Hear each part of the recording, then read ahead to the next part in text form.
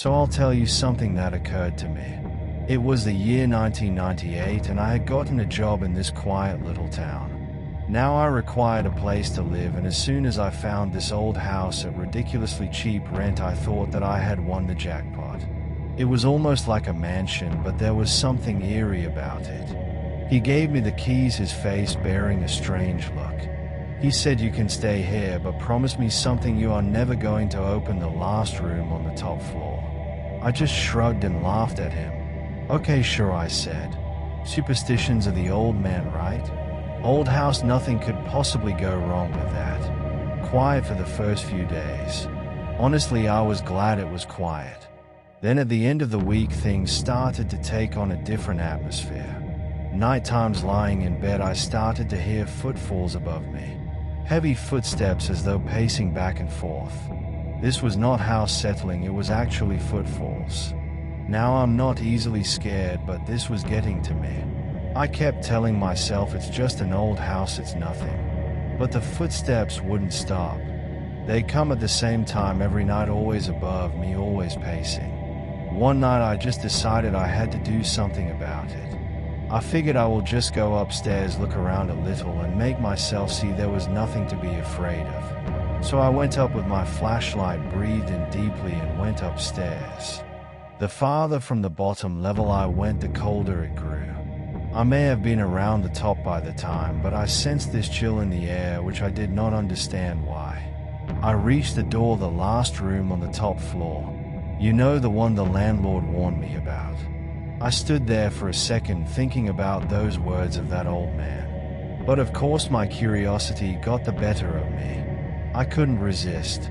I unlocked the door and pushed it open. Then, however, it turned weird and scary.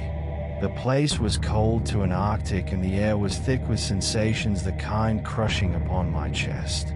There is a chair down in the center, but aside from that, it seems as if it has never had life, a vacuum feeling of wrong in the chair, like that, sitting there, and just waits for some poor sap to come save her.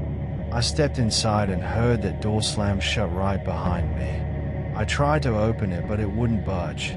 I was stuck. My flashlight flickered, then died, leaving me in total darkness. That's when I heard it. A whisper. First it was soft, like someone was just barely breathing. But then it grew louder, as if 100 voices were speaking all at once. I couldn't hear the words, but I could feel the weight of them. And that is when I saw it. From the corner of the room, this shadowy figure started taking its shape. It wasn't human, at least not in the way you would think. Its eyes, they were red and burned, like they were burning into me. I tried to scream, but nothing came out.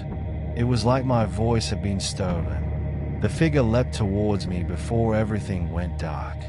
I did not know what had happened from that point onwards, until I ended up lying on the floor, shivering, with a racing heart pounding in my chest.